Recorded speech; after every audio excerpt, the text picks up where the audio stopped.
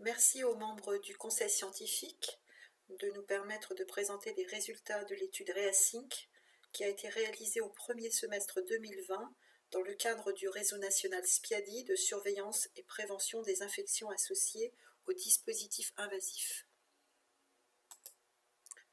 Sur la base des publications rapportant les investigations menées au cours d'épidémies d'infections à BMR en réanimation, il est maintenant établi que les BMR colonisent facilement les points d'eau au sein de biofilms complexes dans lesquels ils survivent et se multiplient.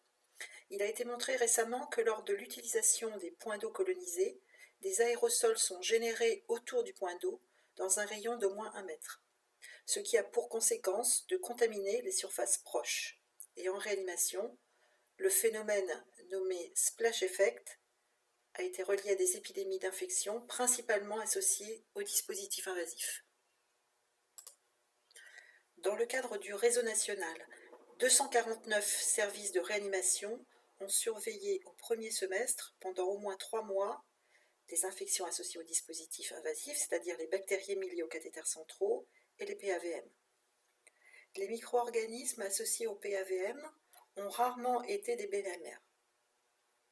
Les services de réanimation ont détecté en effet, en moyenne, aucune souche de Pseudomonas aeruginosa résistant à l'imipenem, et en moyenne, une PAVM associée à une entérobactérie résistante au C3G. Toutefois, quelques UF se sont démarqués avec la détection, pendant la période d'enquête, de plus de 4 PAVM associés à un BMR, suggérant dans ces cas de vraisemblables situations épidémiques. Les siphons contaminés ne sont que très rarement à l'origine de la colonisation et de l'infection des patients en réanimation.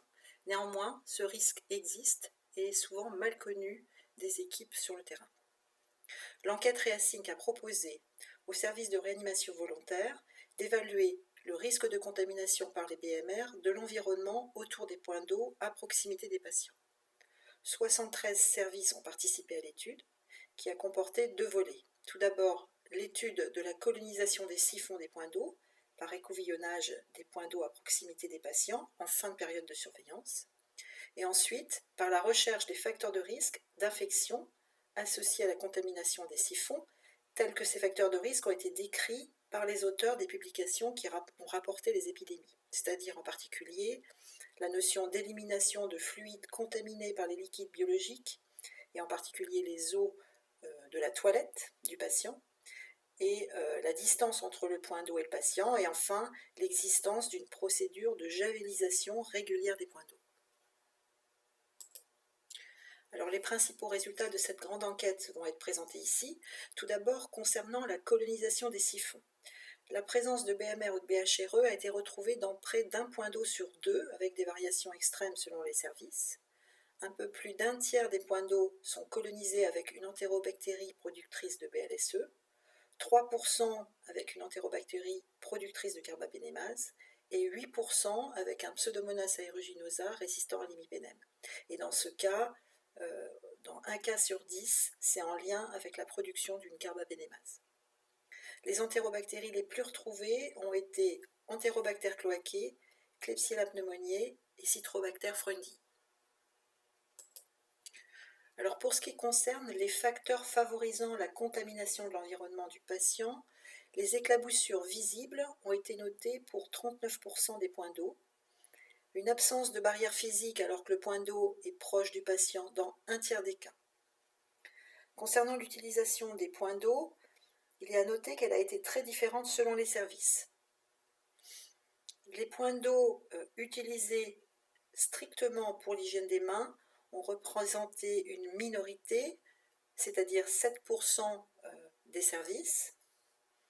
L'utilisation des points d'eau seulement pour l'élimination des fluides contaminés par les liquides biologiques pour 36% des services.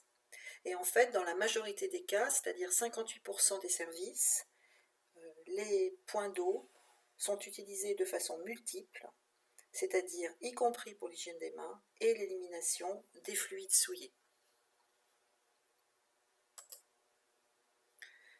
Concernant la désinfection, elle est régulière pour 60% des services participants. Elle est quotidienne dans ce cas, dans près d'un cas sur deux, utilisant de l'eau de javel ou un détergent désinfectant à base d'ammonium quaternaire avec des dilutions et des volumes extrêmement variables. Donc finalement, dans près de 4 services sur 10, les points d'eau ne font pas l'objet de désinfection régulière. Le croisement entre les données concernant l'utilisation des points d'eau, leur désinfection régulière éventuelle et les résultats de l'étude de la colonisation des siphons a apporté des informations intéressantes. Tout d'abord, les points d'eau sont fréquemment contaminés, quelle que soit leur utilisation et quelle que soit la manière de les entretenir. Toutefois, nos données confirment tout d'abord une colonisation des siphons significativement plus importante si les points d'eau sont utilisés pour l'élimination des eaux de la toilette ou des liquides biologiques. Deuxièmement, nos données montrent que les points d'eau sont moins colonisés, cela de façon significative, lorsqu'ils sont régulièrement désinfectés. Et troisième point, les données montrent que parmi les points d'eau qui sont désinfectés quotidiennement, ceux qui le sont avec de la javel, entre 0,5 et 2,6%, sont significativement moins colonisés que ceux traités avec des détergents désinfectants à base d'ammonium quaternaire.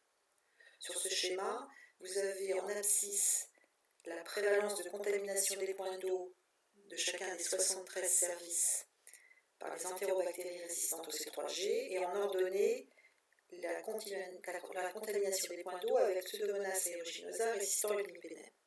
Donc vous pouvez voir en vert les services réalisant la désinfection quotidienne avec la javel, regroupés avec des taux de contamination les plus faibles, alors qu'à l'inverse, la contamination est beaucoup plus forte pour les services sans désinfection régulière, ici symbolisés en noir.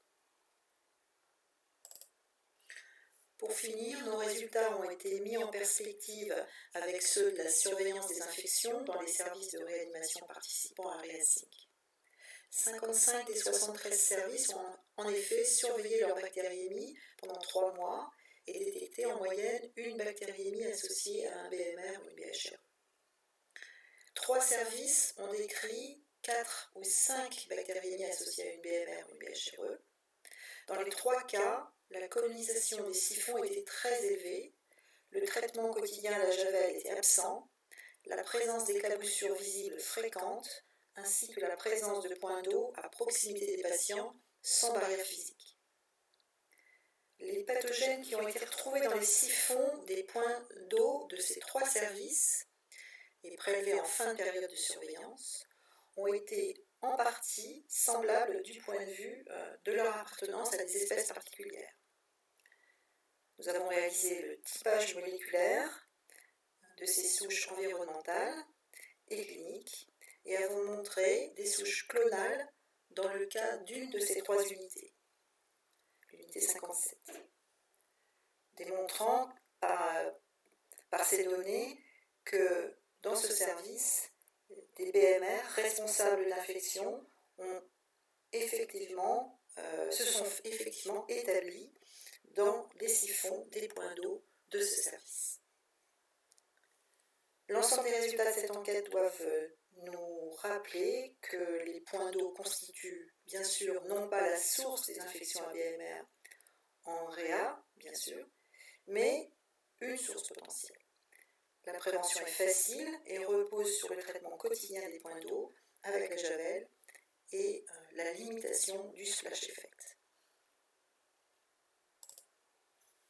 Je vous remercie ainsi que l'ensemble des réanimateurs et hygiénistes qui ont participé à cette étude multicentrique.